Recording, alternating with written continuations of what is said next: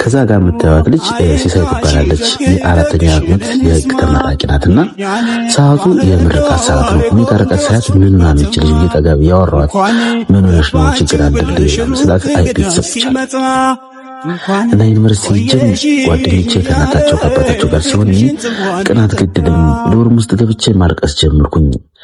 አልቅሽም አልወጣልኝ አለ። ከዛም በቃ ነው እንጠራርጌ ወደዚህ ካፌ ሲነሳለ ብላ ብዬ ወደዚህ መጣው አለችኝ። ከዛ ከጓደኞቼ ጋር መከርና ምን ማድረግ እንችላለን ስንል በቃ ለምን ኬክ ከዚህ አስደፍተና ሰርፕራይዝ አላረጋትም ተባብለን ይሄው እንግዲህ ኬኩን አስደፍተን ሰርፕራይዝ እያረግናት ነው። እሷ ደግሞ አላመነችም። በጣም ታለቅሳለች።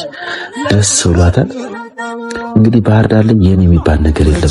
ማንም ሰው ሲያዝን ሁሉም ሰው ደስ ይለው። ባህር ዳር ነዋሪ ላይ የሚያደርገው ይሄ ባህሪ ነውና ሲሳይ በጣም ደስ ብሏታል። ከአቅሟ በላይ ሆኖባታል። ቤቱ ጠቅላላ እያጨበጨበላት ነው። ሁሉም ሰው አይዞሽ እያላት ነው። እሷም በጣም ደስ ብሏታል ይሄ ነገር የተደረገ ስለሆነ።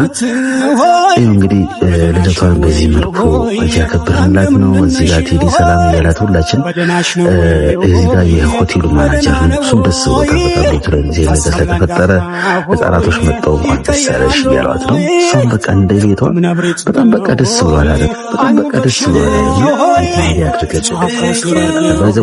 ይህንን ቪዲዮና ፎቶ በጣም ብዙ ሚዲያዎች በቲክቶክ በፌስቡክ እና ጊፍት መስገን ዛሃበሻን ብዙ በቃ ብዙ የሚባሉ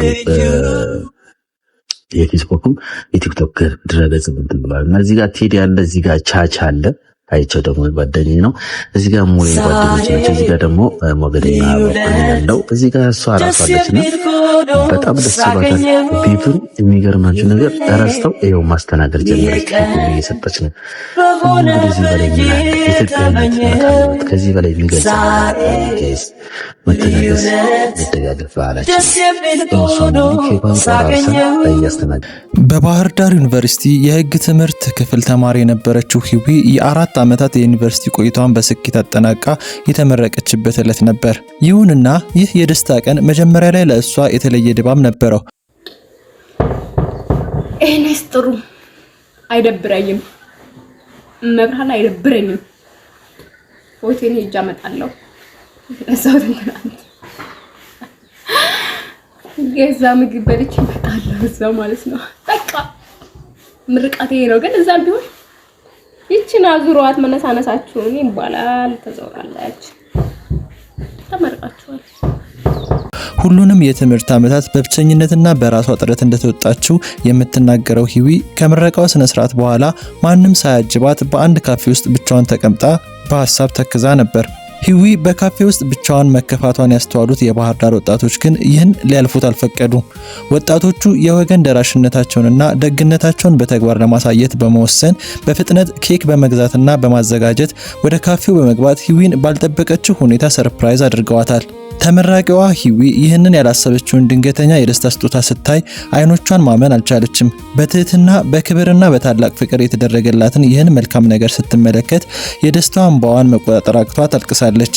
ወጣቶቹም ከጎኗ በመሆን እያጨበጨቡና እያበረታቱ የምረቃ ቀኗን ደምቃ እንድታከብር አድርገዋል። ስሙ፣ በኪዳነ ምሕረት በእግዚአብሔር ዛሬ ብቻ ስሙኝ። ይሆንኩት ልንገራችሁ።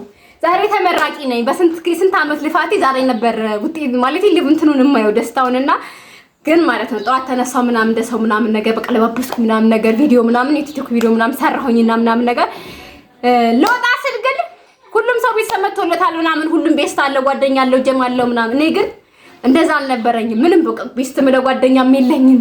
ቤተሰቦቼም አልመጡም በምርቃቴ ቀን። ከዛ ሄድኩኝ ከተማ አለቃቀስኩኝ። በቃ አለኝ ቪዲዮ በነገራችሁ ላይ ዶርም ሆኜ አለቃቀስኩት። በጣም ነፍ ቪዲዮ አለኝና ታጥቤ ምናምን ወጣሁ ማለት ነው ከተማ። ከዛ ፎቶ ላመጣ ነውና ምግብ ልበላ ነው የወጣሁት ከተማ ማለት ነው ባህር ዳር። ከዛ ምን ቢፈጠር ጥሩ ነው ካፌ ሄድኩኝ። ካፌ ሄጄ ምግብ አዝዤ ምናምን ነገር እየበላሁኝ አዝዤ እየጠጣሁ ምናምን ነገር የባህር ዳር ልጆች ማለት ነው 4 ልጆች መጡ ማለት ነው። ከዛን ዛው ካፌ ምናምን ምግብ ምናምን እየበላሁ ምናምን ነገር ነበረ። ከዛ ምግብ ምናምን ጨረስኩኝ ምናምን ነገር መጠጤንም እንደዛው እየጠጣሁኝ ነው መጠጡን። ከዛ የእንትኑ ሙዚቃ በድንገት ተቀየረ ማለት ነው። የነበረ የካፌ ሙዚቃ ተቀየረና እንኳን ደስ አላችሁ ምናምን ነገር የሚል ሆነ ማለት ነው። ከዛ ምንድነው ምናምን ውጭ ባይከፍቱት ምናምን ብዬ እንትን አልኩኝ ማለት ነው። ከዛ እነዛ 4 ልጆች ተሰብስበው ማለት ነው ተሰብስበው ምን አትሉኝም? ተሰብስበው መጥተው ማለት የካፌን ሰው ምናምን ህፃናት ምናምንም ነበሩ አለ። በነገራችሁ ላይ ቪዲዮ አሁን ቀጣይ እሱን ነው የምለቅላችሁ። ከዛ እንትኑን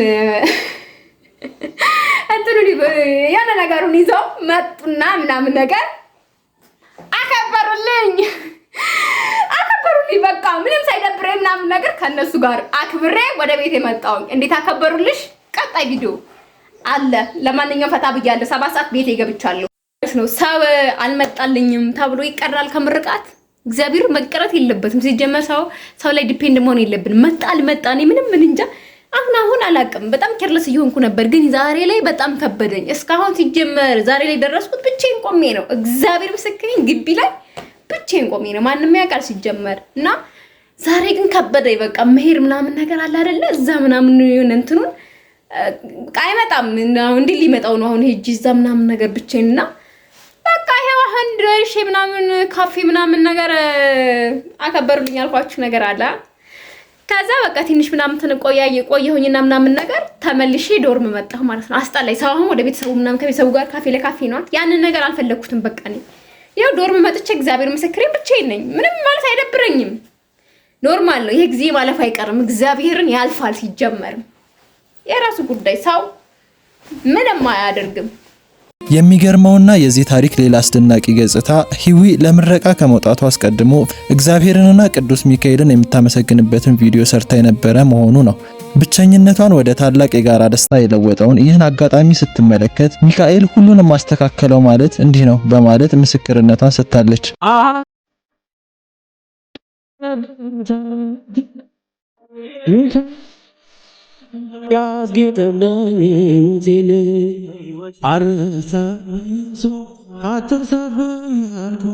በፕሮግራሙ ማጠናቀቂያ ላይ ይህን ትልቅ ደስታ በልቧ የፈጠሩላትና ብቸኝነቷን ያስረሱላት የባህር ዳር ወጣቶችን እንዲሁም እንግዳ ተቀባይነቱን ያሳያት ካፌ በጥልቅ በምስጋና ባርካቸዋለች።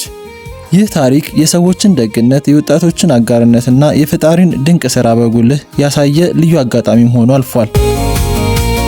ሰላም እንዴት ናችሁ? ዛሬ መጣሁት ማመስገን ያለብኝ ሰው ስላለ እነሱን ላመሰግን ነው። እነዛ 4ቶቹ የባህር ዳር ልጆች ያን በጣም የተረበሸ ስሜቴን ምንም ሳያውቁ ሰብአዊነት ብቻ ተሰምቷቸው ግራጁዌሽን ያከበራችሁልኝ 4ቶቹ ልጆች በጣም ነው የማመሰግነው። ላደርግ የምችለው እሱ ነውና ብቻ በጣም አመሰግናለሁ። ከጎኔ የነበራችሁ ሌሎች ሰዎች እናንተንም በጣም አመሰግናለሁኝ። ዛሬ ነው ከግቢ የምወጣው። እግዚአብሔር ብሎልኝ ፈቅዶልኝ ባህር ዳር ብኖር በጣም ደስተኛ ነበርኩኝ።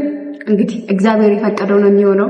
እስኪ እናያለን። ምናልባትም ዞሬ ልመጣ እችላለሁና አመሰግናለሁ ለማለት ነው። ሰላም ቻው።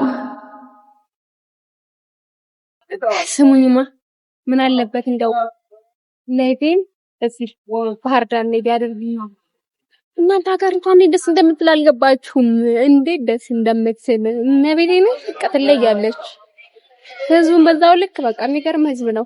የሆነ በጣም አሪፍ ነው የሚባል ሰው ያለበት ቦታ ነው ይሄና ለምሳሌ ትናንትና እንደዚህ ያደረኩልኝ ማን ተራሳው ያደርገው በነገራችሁ ላይ ማለት ማስተዋል ይጠይቃል። እንደዚህ እዛ ቦታ ላይ ቁጭ ብዬ እዚህ ቦታ ላይ ቁጭ ብዬ ምናምን ነገር ብቻዬን መሆኔን አስተማል ምን ማስተዋል ይጠይቃል። በአጠቃላይ እንደዚህ ያከበሩልኝ በቃ ፊሊንግ ፊል አድርገውት እነሱ ነው።